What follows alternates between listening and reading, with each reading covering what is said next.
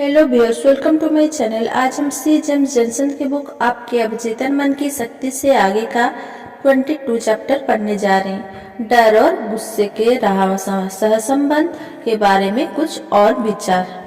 मुझे अध्याय 14 में डॉक्टर मर्फी द्वारा बताए गए सदृश्यता के उदाहरण ने अत्यधिक प्रभावित किया, जिसमें वे एक समतल स्थान पर रखे लकड़ी के तख्ते पर चलते हैं और उसे तख्ते को मैदान से 20 फीट ऊपर स्थित करने के बाद उस पर चलते समय व्यक्ति की मनस्थिति क्या होती है, वे इस बारे में बताते हैं। अब यदि इस डर की मात्रा को और बढ़ाने की कोशिश करें और इसके लिए उस तख्ते को जमीन से 50 फीट ऊंची 2 इमारतों की छतों के बीच रखे तो क्या होगा, देखते हैं। 2 इमारतों के बीच रखे हुए तख्ते पर चलने के लिए और जमीन पर रखे तख्ते पर चलने के लिए समान शारीरिक कौशल की आवश्यकता होगी, मगर कठिनाई का स्तर बढ़ता जा रहा है। ये धारणा मन में बनती जाएगी। जमीन पर आप कूद सकते हैं, पीछे की ओर चल सकते हैं और चलते चलते साथ चल रहे अपने मित्र को चुटकुले भी सुना सकते हैं। जमीन से 50 फीट ऊपर रखे तख्ते पर चलते समय अधिकतर लोग डर का अनुभव करेंगे। उनके पेट मारे भय के पीठ से मिल जाएंगे। वे धीरे धीरे रेंगते हुए एक इंच आगे बढ़ेंगे। वे अपने सिर पर हेलमेट लगाएंगे, पैराशूट साथ रखेंगे और 50 फीट नीचे कोई सुरक्षा जाली लगाई जाए इसकी भी मांग करेंगे। यदि डर हमारे मन पर हावी हो गया तो ये हमारे मन को बेहद कमजोर बना देता है और हमारे लक्ष्य तथा इच्छाओं की प्राप्ति में व्यवधान उत्पन्न करता है। यहाँ मैं कुछ और विचार आपके सामने प्रस्तुत कर रहा हूँ, जो पिछले अध्याय डर को दूर करने के लिए अपने अवचेतन मन का उपयोग किस तरह करे पर आधारित है। मेरे विचार से डर के अलावा भी कुछ और वस्तुएं होती है जो हमारे मन को दुर्बल बनाकर हमारे लक्ष्य प्राप्ति और तरक्की में व्यवधान डालती है। ऐसा डर जो अवचेतन मन की गहराई में जाकर बैठ जाते हैं, वे हमें लक्ष्य भ्रम करने की ताकत रखते हैं। अतः डर के बारे में हमें एक ही बात सीखने की जरूरत है और वो है कि इस पर जीत किस तरह हासिल की जाए। सबसे पहले तो यह जान लेना जरूरी है कि डर कोई वास्तविक स्थिति नहीं है, वरन ये तो किसी स्थिति के बारे में हमारे मन के विचार होते हैं जिन्हें भावना का साथ मिल जाता है। और चूंकि किसी विचार पर नियंत्रण करने की या उसे निर्देशित करने की ताकत हमारे मन में है, अतः हमारे डर के विचार को दूर करने के उपकरण भी हमारे ही पास होते हैं, मगर अन्य उपकरणों की ही तरह इनका लाभ भी हम तब तक नहीं ले सकते जब तक हम इनके उपयोग की विधि नहीं जानेंगे। इससे पहले कि हम अपने चर्चा को डर किस तरह दूर करें, इस हिस्से पर केंद्रित करें, आइए हम यह देखते हैं कि डर आखिर किस बात से जन्म लेता है। डर आखिर होता क्या है? हम इस बात का परीक्षण वास्तविकता के आलोक में बिना किसी आदर्शवादिता का सहारा लिए करना चाहते हैं। अब कुछ समय के लिए हम यह जान लें कि डर भी हमारे मानव जीवन का ही एक हिस्सा है। हालांकि हमें कुछ लोग ऐसे भी दिखाई देते हैं जो निडर होते हैं, उन्हें किसी से भी डर नहीं लगता। यदि मान लें कि डर शब्द का अर्थ वास्तव में फॉल्स एक्सपेक्टेशन अपीयरिंग रियल है, अर्थात ऐसी अछद्म अपेक्षाएं जो वास्तविक से प्रतीत होती है।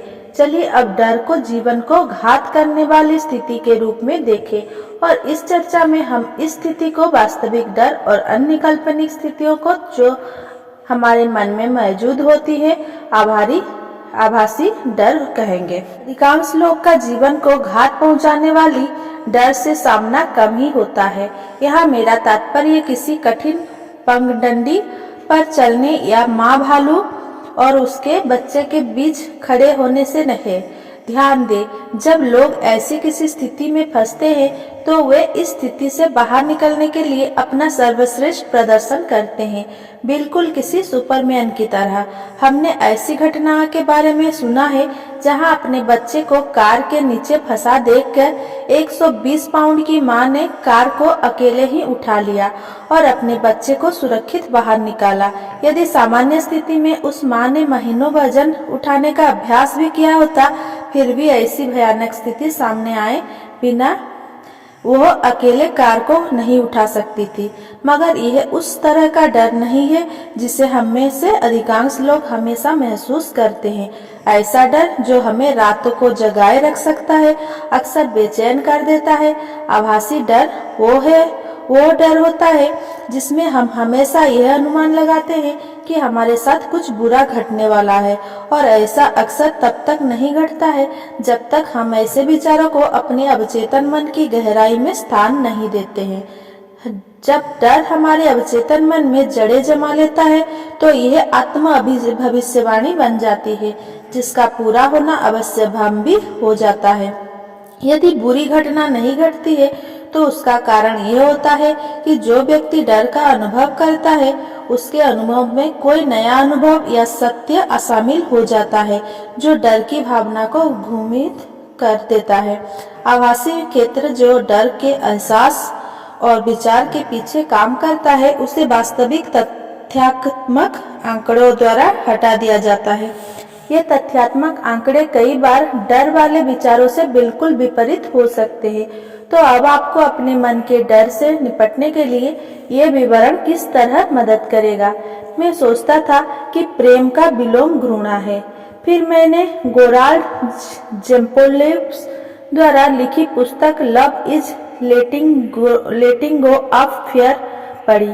एमडी जेम्पोलिस ने मुझे बातों को अलग दृष्टिकोण से देखने में मदद की।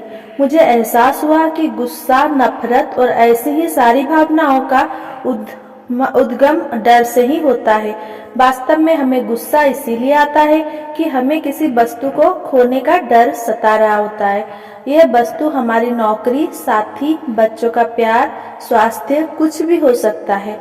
डर और प्रेम के बीच के गहरे रिश्ते को नीचे डोनाल्ड बॉल्स ने अपनी पुस्तक कन्वर्सेशन विद गॉड में बड़ी अच्छी तरह से बताया है। मैं मानता हूँ कि वॉस इस बिंदु पर एकदम सही कहते हैं। मैं प्रेम और डर के बारे में इस पुस्तक में लिखे हुए कुछ अंश आपके सामने प्रस्तुत कर रहा हूँ। बॉल्स लिखते हैं, मनुष्य के सारे ही काम गहराई में एक या दो भावनाओं द्वारा निर्देशित होते हैं। वे है डर या प्रेम। सत्य के पीछे भी केवल ही दो ही भावनाएं होती है। आत्मा की आवाज में भी केवल दो ही भाव होते हैं। ये महान दुविधता को दो विपरीत सिरे हैं। बॉस आगे लिखते हैं, ये दो बिंदु है अल्फा और ओमेगा जो अपेक्षता के सिद्धांत को पूर्णता देते हैं। वस्तुएं के बारे में इन दो विचारों के अलावा अन्य कोई विचार अस्तित्व में ही नहीं होता है। मनुष्य का हरेक विचार और हरेक काम डर और प्रेम इन्हीं दो विचारों पर आधारित होता है। इनके अलावा मानव जीवन में कई अन्य अभिप्रेरणा नहीं होती और अन्य सारे विचार इन्हीं दो विचारों के व्याप्त होते हैं। केवल रिश्ते ही नहीं वरन मानव द्वारा किया गया हरेक काम प्रेम या डर पर आधारित होता है। व्यापार, उद्योग, राजनीति, धर्म, अपने युवाओं की शिक्षा, देश की सामाजिक कार्यसूची, आपके समाज के आर्थिक लक्ष्य, युद्ध, शांति, आक्रमण, रक्षा, आक्रामकता, प्रस्तुतिकरण, चुनाव करने संबंधी निर्णय, बदलाव या देने की प्रतिबद्धता बनाने या साझा करने, एकत्र रहने या विभाजित होने, हरेक वो चुनाव जो हम अपने जीवन में करते हैं उसके पीछे यदि दो संभावित विचार होते हैं, डर और प्रेम। डर वो ऊर्जा है जो संकुचित करती है, बंद करती है, अंतर्मुखी बनाती है, भागना, छिपना, मन में जमाए रखना, नुकसान पहुंचाना आदि सिखाती है। प्रेम वो ऊर्जा है जो प्रसारित करती है, खुले मन का बनाती है, बहिर्मुखी बनाती है, स्थिरता देती है, ज्ञान देती है, साझा करना सिखाती है और उपचार करती है।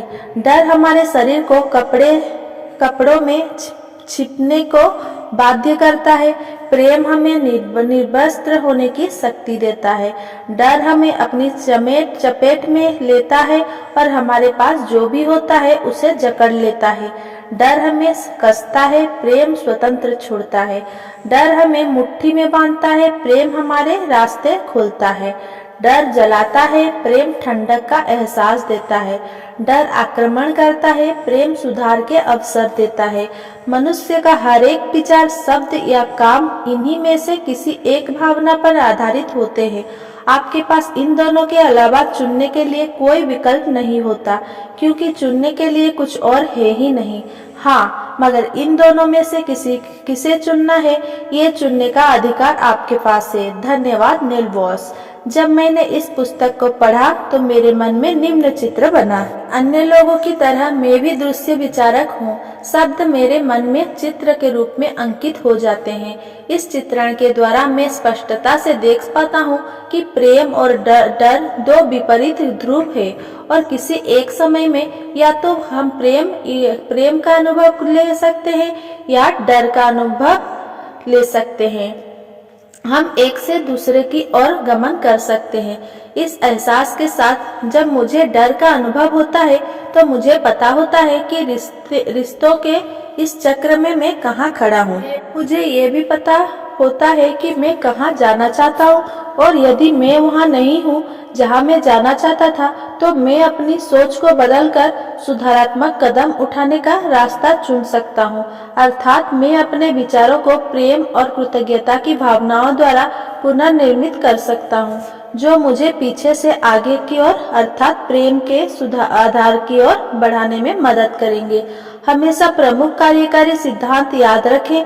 कोई भी नकारात्मक या सकारात्मक विचार यदि लगातार आपके चेतन मन में विद्यमान रहता है तो वह अवचेतन मन के लिए निर्देश का काम करता है, जिसे वो पूरा अवश्य करता है। जैसा कि हम अच्छी तरह जानते हैं कि हम अपने जीवन की वास्तविकताओं को स्वयं गढ़ते हैं और ये वास्तविकताएं हम अपनी विचारधारा के द्वारा गढ़ते हैं, तो अपने विचारों को बदलना और भी जरूरी हो जाता है। यदि हमारे मन में यह भय उत्पन्न हो जाता है और हम उन विचारों को अपने मन में लगातार दोहराते जाते हैं, जैसे मेरा व्यापार खत्म होता जा रहा है, अर्थात मुझे नुकसान हो रहा है, मेरा साथी अब मुझे प्रेम नहीं करता आदि, इन विचारों को लगातार चेतन मन में दोहराए जाने से अति चेतन मन के द्वारा उसे वास्तविकता में बदला जा सकता है, अवश्य भ्रम भी हो जाता है। अतः जब हम अपने डर के प्रति और इस डर के बारे में अपने आप से किए जाने वाले स्व संवाद के प्रति जागरूक हो जाते हैं, तो हम अपने विचारों को आसानी से परिवर्तित कर सकते हैं और ये सोच सकते हैं कि इस तरह के विचार हमारे मन में डर उत्पन्न कर रहे हैं। अपने मन के नकारात्मक विचारों को दूर करके हम जो चाहते हैं उसके बारे में हमें अपने मन में सकारात्मक चित्र देखने होंगे और स्व संवाद की नई कड़ी शुरू करनी होगी, जो हमारी इच्छा के परिणाम को बल देती है।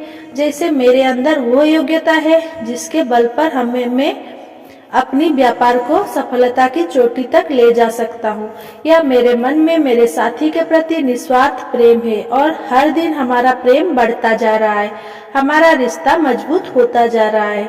इसका अर्थ ये नहीं है कि व्यापार में नुकसान नहीं होगा या पति पत्नी के बीच तलाक नहीं होगा। जैसे कि बम्पर स्टिकर कहते हैं, दुर्घटनाएं घटती है। ऐसे लोग जो हमें जीवन में सतत सफलता की ओर बढ़ते हुए नजर आते हैं, वे चेतन या अवचेतन रूप से ही सही अपने स्व संवाद के महत्व को जान चुके होते हैं। साथ ही यह भी जान चुके होते हैं कि हमारे विचार अवचेतन मन के द्वारा वास्तविकता में बदले जाने की रचना